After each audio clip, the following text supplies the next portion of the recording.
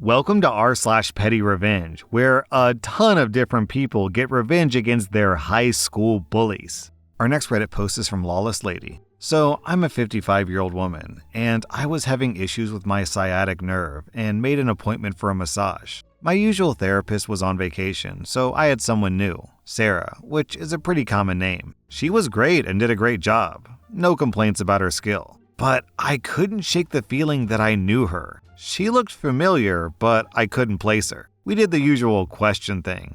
Do you live around here? Where'd you go to school? Etc. And I didn't come up with a common denominator because we only went back as far as high school. I should also explain that she didn't recognize me, nor my name, because when I was in school, I went by my nickname. And as an adult, I was using my full married name, so instead of D. Jones, I was Diane Smith. So there was no way for her to recognize my name. When I was in junior high, there were two girls who were best friends and absolute bullies to me for some reason. Their names were Sarah and Donna. I'd get shoved, hit, punched, and worse, and more than once had books knocked out of my arms. Teachers never did anything, and my years at school were miserable. Fortunately, we ended up at different high schools. Back to my massage. When the massage was over, I got dressed and went to pay. That's when I saw the receipt with her last name on it, Sarah Brown, and it all fell into place. Sarah came out to check on me and hand me a bottle of water and told me to soak in the tub with Epsom salts.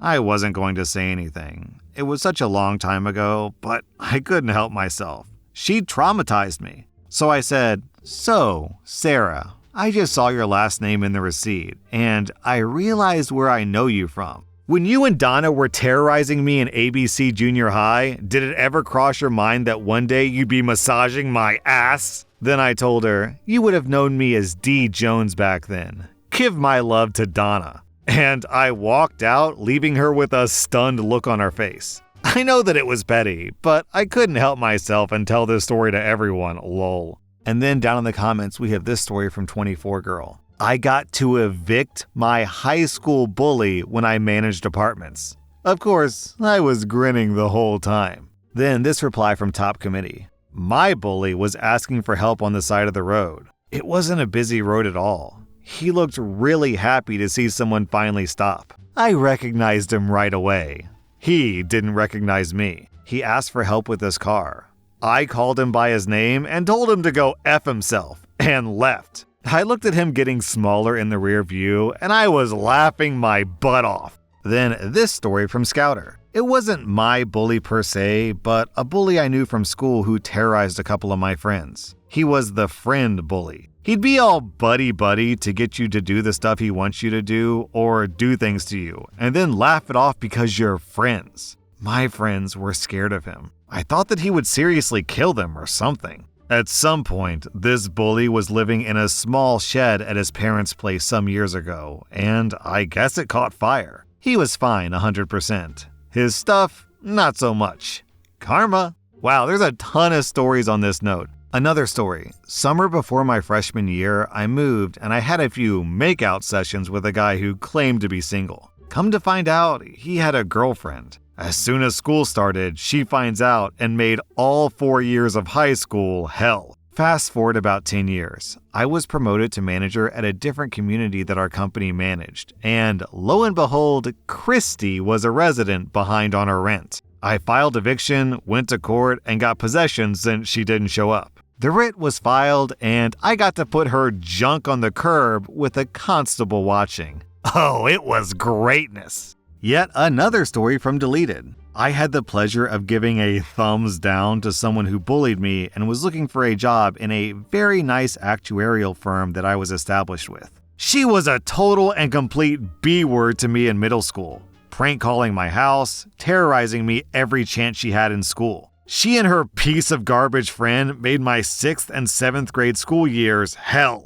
When the hiring manager, who was the brother-in-law of my bestie, was out to dinner with us shortly after she applied and had an interview, he asked me casually, not knowing my history, "So, OP, what do you think of such and such?" My bestie knew the story and was grinning. I said, "Well, she bullied me in middle school and made my life a living hell. I don't think I'd be too comfortable with her working here with me. Aside from that, bullies are usually sociopathic cowards. Do we really want that as the face of the company? She did not get hired. When she initially came in for the interview, she saw me on site and lost a lot of the color in her face. I played it cool and was friendly and professional. Karma, no?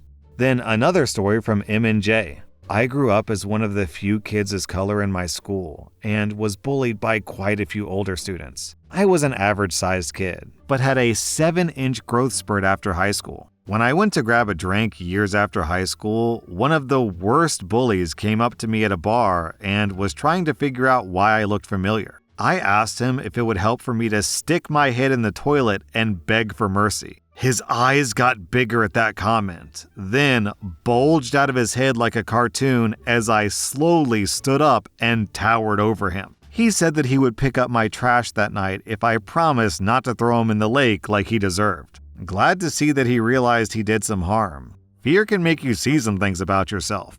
And then this from Lonely Clerk. A guy who was a dick to me in high school parked my car when I got out of it to attend a post-wedding event at a hotel a few years back. I made sure to look him in the eye and say a boisterous hello!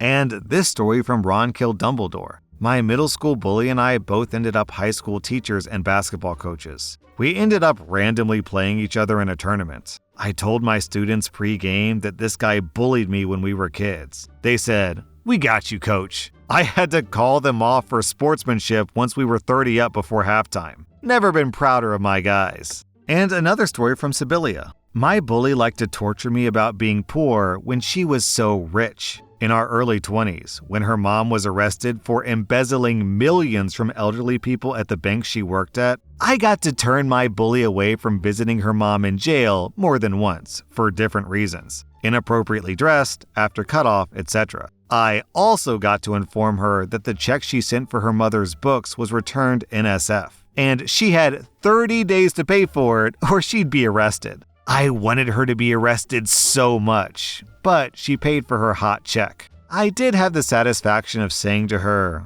"I guess now we know where your family got all its money from," and I'll never forget the look on her smug face. Man, there's tons of these stories. This is from Camel Holocaust. One of my bullies came to apply for a job at the place I worked, and I was in charge of choosing applications. We had a fairly rigorous interview process where they would have to come in twice in person to interview and answer questions. I explained the situation to my boss, and he decided to bring the bully in for interviews, made him do a drug test, the whole runaround, just to tell him that they didn't think that he was a good fit. The whole time, he never once recognized me, or even knew the real reason he was turned down. He tried to apply again the next year, and I just laughed and threw his app directly into the shredder. Be nice to people. You never know who you're being a butthole to. Our next Reddit post is from Rias Oasis. I live in a small neighborhood with maybe 20 total homes. Each home has about 50 feet of road frontage plus 3-car garages and large driveways, and parking is permitted on both sides of the street. As such, there's never a reason to park in front of a home that isn't yours unless there's some sort of event. Most of the neighbors are friendly and know each other, so in the time I've lived there, parking has never been an issue. Until last month. Last month, a neighbor from the far other end of the development started parking daily and overnight in the smack dab middle of our property's road frontage. Odd, but maybe she's having work done on her driveway and wants to park away from the fumes? I don't know. Things happen. Not a big deal. But after 5 nights of this, I'm getting a little fed up. The yard guys can't cut the grass where her car is located. Deliveries of large items are postponed because they can't get up our driveway without the extra turning radius. So I leave a note on her windshield. It's a quick note explaining that it'd normally be a non-issue, but we have some deliveries coming, and it would help us if she could move her car back to her home this week. No response, but the note is gone the next morning. The car is still there, and our other neighbor texts us. It said, "Hey, OP, you may want to watch out for mean neighbor. She started cussing me out for the note left on her windshield and said that it was public property so she could park there as much as she wants. Not cool, but since I don't want to pick a fight, what's there to be done? The next time she moves her car, I put my car in that space." This does not make her happy. And she spends the next few days flipping off my Ring doorbell from the street and leaving notes on my car that are never threatening but never kind. Like, F you and libtard, game on. It didn't take much digging to realize there were regular, unusual, out-of-state cars parked at her actual home, and even less digging to find her home listed on Airbnb, for way more per night than her entire monthly mortgage. A few quick calls to county, and wouldn't you know it, Airbnb and short-term rentals are completely forbidden. No exceptions in our neighborhood. On top of that, the county zoning commissioner finds out she's been renting out her home for almost half a decade, and each rental violation equates to a $250 fine. You can do the math.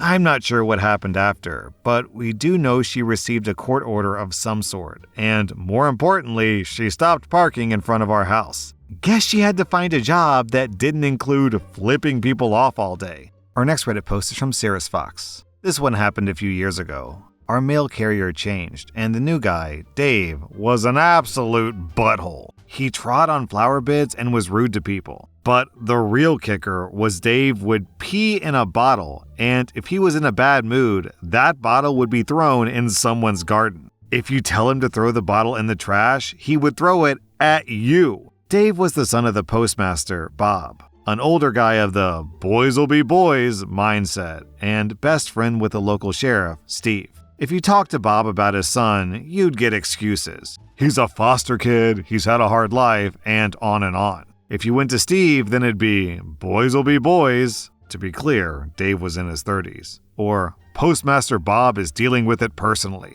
One day in the middle of summer, the neighborhood kids got to see Mailman Dave being his usual sunny self. Seems Dave was being mean to the kids. The kids were out playing with their water pistols, and one of them had the real high power thing which sent the water a good 10 feet or more. And the kid who owned it, Orrin, was a great shot. It's a lovely day, 30 degrees, sunny, and I'm out back putting out dinner. Suddenly, there's this blood-curdling scream from Dave, and the whole neighborhood comes running to see what happens. Turns out, Orrin had loaded his water pistol with one of Dave's pee bottles and topped it off with a can of Red Bull. So now, Dave was covered in this disgusting, sticky pee and sugar mess, which was starting to stink to high heaven. One of my neighbors offered to let Dave use her shower. He ran off to another house, grabbed the hose, and turned it on himself. So now Dave is sticky, pee-soaked, and wet. He ditched everything in the street and ran off. Steve and Bob walked the street that afternoon, but of course, we hadn't seen anything. Bob had the bright idea of asking Orrin, who told him exactly what we all thought of Dave and how he was acting, in the way that only a bright-eyed 12-year-old can. Bob and Steve cornered Orrin's dad. "Is this your son? Do you know what he did?" Without missing a beat, Orrin's dad fired back. "Well, Sheriff Steve, don't you always say boys'll be boys?" We never saw Dave again. But Orrin's birthday party was huge that year. God bless that kid. Our next Reddit post is from Odd Freedom. This happened in 2015, during my first year of teaching in special education in the US. I don't know if anyone else here works in special education, but if you do, you're probably familiar with the difficult process of obtaining a one-on-one para for a student. So I had this kid, Jay. Jay had some unsafe behaviors as a kindergartner, such as eloping from the school and into the neighborhood. It was terrifying to say the least, and a big safety concern. So I spoke with my supervisor, showed him the data, and he agreed that the student definitely needed one-on-one support. My supervisor, Mr. Carlisle, worked with me for a couple of weeks on the safety net process, getting a one-on-one. It was a lot of loops and jumps, saying the right thing in very specific ways, but I got it completed. I sent it to Mr. Carlisle for the last final review, and was met with silence. I emailed him after a day because we're all busy in this field, no worries. But more silence. I called his office and left a voicemail with his secretary. More silence. I tried to get a hold of him for 2 weeks with growing worry because the deadline was approaching, but I never heard back from him. After the due date passed, he finally messaged me and said that since I didn't reach out to him with the final copy, the one-on-one wasn't approved. I was pissed. So I gathered all the copies of the emails, the phone calls, every attempt I made to reach out to him and sent it to his boss, Mr. Bailey. head of special education services. I also included Mr. Carlisle's last email. A couple of days later, Mr. Carlisle sent me a formal letter of apology through our district mailing system. Mr. Bailey granted me an extension and filed the paperwork himself, and also granted me an emergency one-on-one while the paperwork processed. At the end of the year, Mr. Carlisle was fired from his position. I doubt it was just me, but I'm sure that my receipts had something to do with his removal as a special education supervisor. I like this comment from Desert Boots. I'd say Mr. Carlisle was specially educated out of the system. Well done. Today's video is sponsored by ExpressVPN. I use ExpressVPN pretty much every day because it has so many great uses. The big one for me is privacy. Content creators have to be pretty serious about protecting their privacy, and I've also got a family to consider. So I use ExpressVPN every time I browse the internet. Without a VPN, your ISP can see all the websites that you visit. ExpressVPN is especially important if you connect to public Wi-Fi. When you're on public Wi-Fi, your device's data is vulnerable to anybody else who's on that network, including hackers. With ExpressVPN on my phone, I can connect without worrying about strangers accessing my data. And last but not least, ExpressVPN unlocks additional content on streaming services. I'm already paying for YouTube Premium, Netflix, Hulu, and others. So I find it incredibly annoying that these companies lock some of their content because of my location. With ExpressVPN, I get access to the full library of content by manually changing my device's location. Go to expressvpn.com/r/ to get 3 months free. That was r/Pettyrevenge, and if you like this content, check out my podcast where I publish the exact same episodes. Also, hit that subscribe button because I put out new Reddit videos every single day.